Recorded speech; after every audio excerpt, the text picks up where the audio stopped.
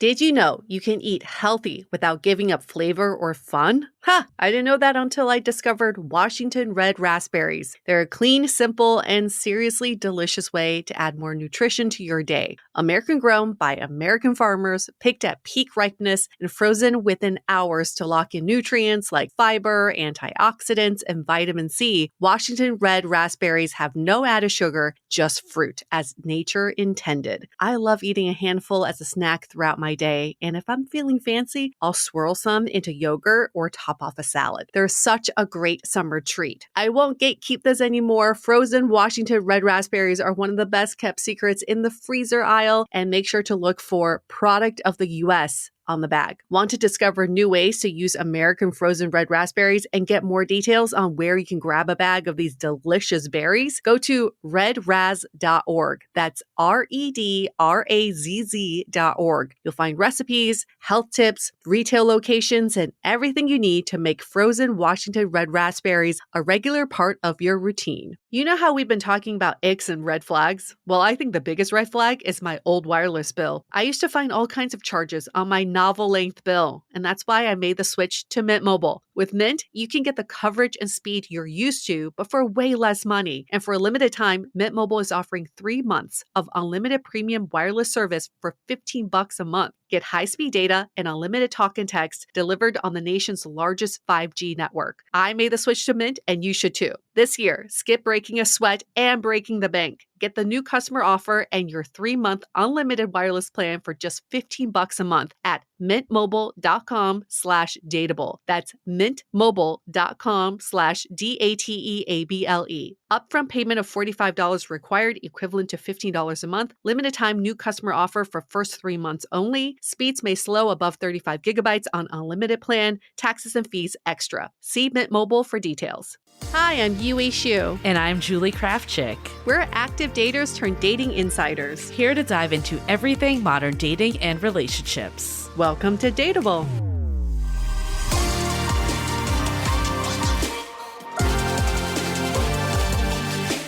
Hello, friends. Welcome to Brunch Talk, where we satiate your starving dating questions. I was like, how many words is she going to put in one sentence? It kind of worked. It did work. It worked. We're going to satiate you with our words now. That sounds oddly sexual, doesn't it? Satiate you? Yes. And I like it. I like the innuendo. Let's go with it. So many things we can go down that path. Anyway, you can leave them in the comments if you like, but we won't go into that tangent. We'll let you infer. Yeah, please. Get your mind in the gutter, not ours. But we're going to tackle some hard-hitting dating questions in the one for today. What is the expectation of first dates as someone dating in your 30s?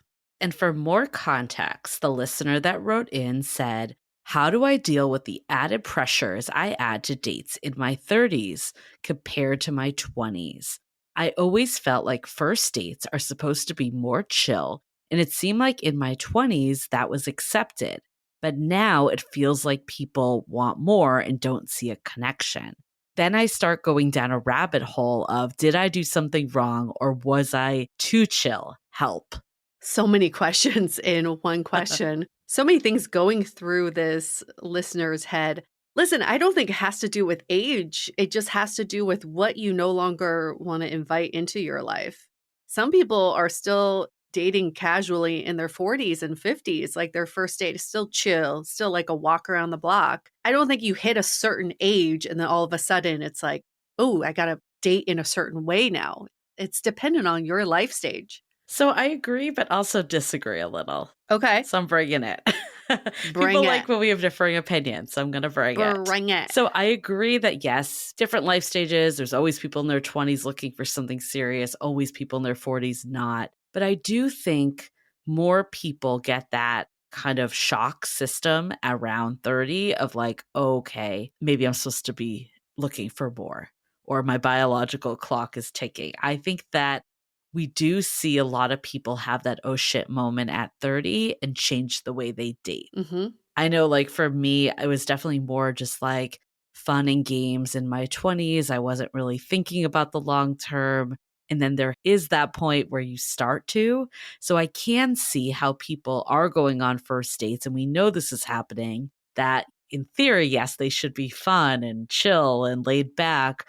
But we know that there's a lot of people in today's world where there's so many options that are just like, I want to find out immediately if this person can be something more. And if they can't, then I'm moving on. So I think that is a mentality that is happening. And whether it's because you're in your 30s, because it's in the digital world and world of dating apps where there's so many options, it's probably a combo of both.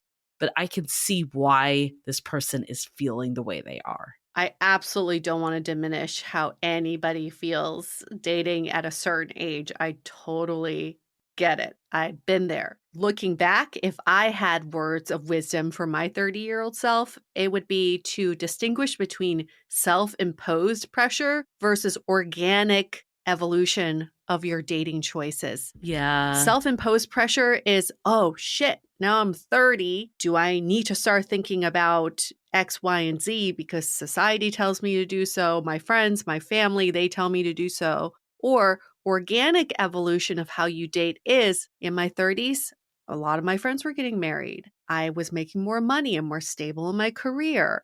I was living on my own and decorating my house with pottery barn. I remember thinking, oh, I think I'm ready for something a little bit more mature. That's organic. But the minute I start thinking, oh my gosh, I don't want to be the last one. Right.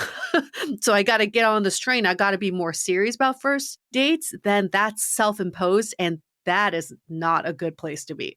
Yeah, I think this person, though, might be also saying that other people are feeling that. So I agree with all you said for your own self, but ultimately we can't control the other people, right, that are out there. But I also think it doesn't need to be either or. I still believe a first date should be relatively low stakes. You're just meeting a new person. I think that is actually something that's getting in all of our ways in dating culture. We talk about this in our book, The Expectation of Love on Demand, where you should know instantly. That is actually a trap that we're all falling for that's keeping us stuck dating.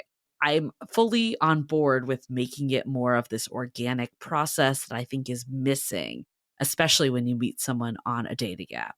That being said, I don't think it needs to be like you're going into the date on a date review ready to check all the boxes, or it can be chill. I think you can have fun, get to know someone, and still make your intentions clear of what it is you're ultimately looking for. Yeah. And that doesn't mean it needs to be with that person. You don't know them well enough at that point.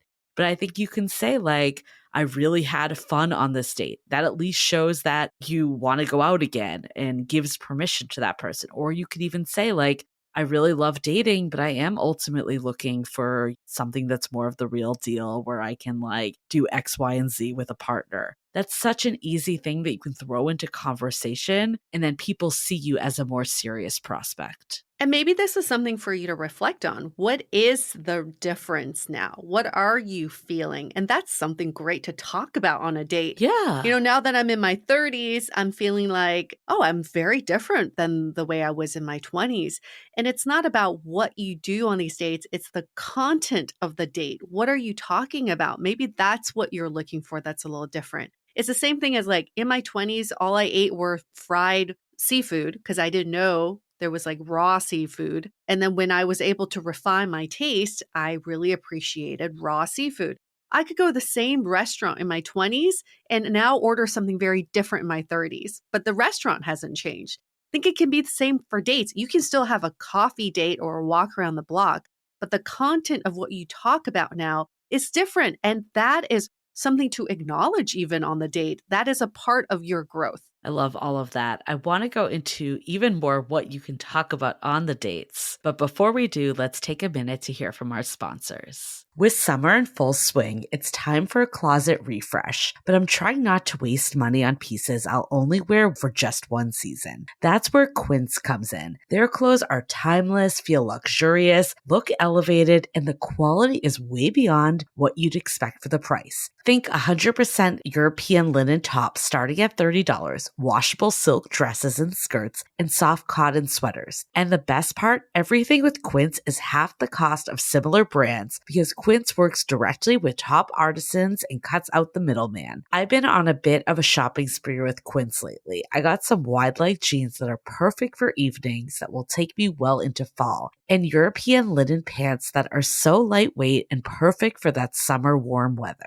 So give your summer closet an upgrade with Quince. Go to quince.com/dateable for free shipping on your order and 365-day returns. That's QUINCE.com/dateable to get free shipping and 365-day returns. Quince.com/dateable. Have you heard the stat that we're eating a credit card worth of plastic a week? That's why I made the switch to Blue Land across all cleaning products around my house. Blue Land's products meet the highest standard of clean. They're effective yet gentle on my family and planet. Blue Land was also named an EPA Safer Choice Partner of the Year. From cleaning sprays and toilet bowl cleaners to dishwasher and laundry detergent tablets, Blue Land's formulas are 100% microplastic free, made with certified clean ingredients, free from chlorine, bleach, and harsh chemicals that are safe to use around my family. I love not having to choose between the safe option and what actually gets the house clean. And that is why Blue Land is trusted in over 1 million homes, including mine. Obsessed with the laundry tablets because they make laundry a breeze and lift even the toughest stains. Blue Land has a special offer for listeners. Right now, get 15% off your first order by going to blueland.com/dateable. You won't want to miss this. blueland.com/dateable for 15% off. So actually looking back on my dates that became relationships, we had very just like fun conversation that felt just natural and organic. But I also feel like there was a little bit of vulnerability that made me look at them as someone that wanted a relationship or wanted to, not just casual hookup or something like that. It was the times though that I went into dates like very, I guess, looking for a certain thing 100% and maybe had like a list of questions I wanted to ask. Those dates didn't go as well because they felt like more forced. So I don't want this person to like lose this more laid back sense of just getting to know someone, because I think that actually can build connection in early dating. And maybe that is the trickiest part of dating in your 30s, is that you want to balance the fun and lightheartedness of getting to know someone with also getting depth from that person. Like there still needs to be connection. And I find that balance really hard to do on a date. Like in my 20s, it was just, let's get fucking drunk. And then we'll figure out the connection later. But then also you can't go the opposite side and be like, let's talk about your childhood wounds, dreams and your goals. Yeah, let's talk about your childhood wounds. Like, what are you working through right now? That's also too much. So what is that middle ground that you have to teeter-totter a little bit? We don't want to do the therapy session or the date review. Those are some of our bad dates. So stay away from those. Yeah, those are really tough to deal with because end of the day, you still want to have fun with someone. That's still kind of like the baseline. But if you go straight to trauma dumping, nope. And then you have this false sense of connection with someone, that's not really going to get anywhere either, right? So it's like, where do you find that balance? I also find it something that switched for me in my late 20s, early 30s was formal dates, like actual dates. Yeah.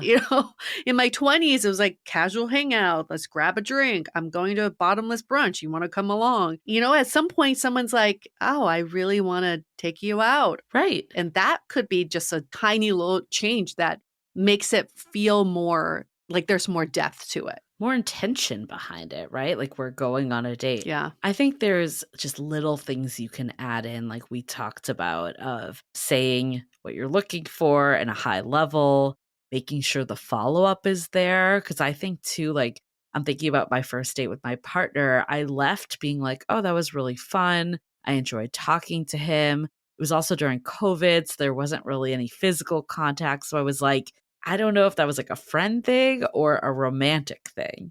And then he sent me a text and was just like, oh, by the way, I meant to say, like, you looked really pretty tonight. And and I'd love to see you again. No. And then I was like, okay, this is someone that's taking initiative. Yes. I can put you back into that serious prospect. Yes, something as simple as that. That's killer to just be like, listen, this is not platonic. I'm not looking for a hangout buddy. Yeah. I want to show you that I have romantic interest in you, right? And then making that known.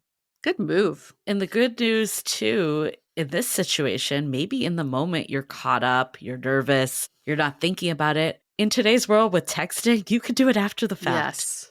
It's never too late. Yes. Even just following up immediately, just being like, I'm down to hang out again. That was really fun. Or I'd love to take you on another date. Yes. Yes. Don't put the pressure so much on the date. I think a lot of this evolution could come from like post-date, how you digest the date, how you want to move forward to the next date. Yeah. It's all part of the maturing process as well. But I still love the idea of just expressing and describing your journey on these dates and feeling that difference of turning, 30, what that feels like. And I'm sure so many people feel the same way as you and they just never have a chance to express it. I also love hearing when people say like, look, up until now, I wasn't focused on a relationship. Yeah. That shows why you're still single, right? It kind of removes Yeah. that mystery. But I like hearing the story of this is where I'm going. So even if historically you haven't been looking for something serious, haven't had a ton of relationship experience, it doesn't matter. What do you want now and how do you communicate that? Yeah, very good. So I guess to sum it all up, don't let this added pressure come just from age alone, but think about what it is you really want and make sure to communicate that, have that balance of still bringing the fun energy and the low chill vibe of just meeting someone new for the first time, but also throw in a few things here and there of what you're actually looking for or where you want to go and make sure your follow-up is there. Yep. Intentionality behind everything you do now. Welcome to your 30s. Wait till you get to your 40s. Then you just don't give a fuck. Then you're like, I don't care. I don't care what we do. Yes, there's so much to look forward to. Thank you so much for this question. For all of our listeners, you can send in your questions. You can email us, hello@dateablepodcast.com. You can DM us on Instagram @dateablepodcast. Or the best way is to leave us a rating and review in Apple Podcasts. Give us 5 stars. In the body of your review, you can ask the question there. And as an added bonus, if you tell us you pre-ordered our book, How to Be Dateable, coming out next year, then we'll bump you up to the top of the list so your question gets answered right away. And actually, this person did pre-order the book. And that is why their question is up here. Standing applause. Kind of. We won't reveal your name in case you don't want us to, but they did. They did pre-order. They have told us. Yeah, it's like, Julie's mom. Damn it. Yeah, my mom is really concerned about how the added pressures of her 30s is impacting dating. My mom is younger than I am. Your mom could have gone to ChatGPT and was like, what's a common dating question I can ask the girls? Okay, won't reveal who it is, but it's not my mom. I'll say that. Okay, good. Yeah. It's not my mom either. It's not either one of our parents. But I don't know. I can't promise it's not someone we don't know. Right? I would love one of our parents to ask a question one day. Oh, they probably wouldn't even know where to start, though. Let's be honest. Oh, that's such a good thought exercise. If you made your parents ask a dating question about dating today, what would they ask? We'll leave on that note. Wow. Okay. Do you have any thoughts? You know all the ways to get to us. Send us your thoughts. I love to hear what you think. Yep. And make sure to subscribe to Dateable on all your podcast platforms so you get brunch talks, but also our long form content and also a quickie. And make sure to pre-order the book, howtobedateable.com. Yes. We're going to see you all next week. Bye.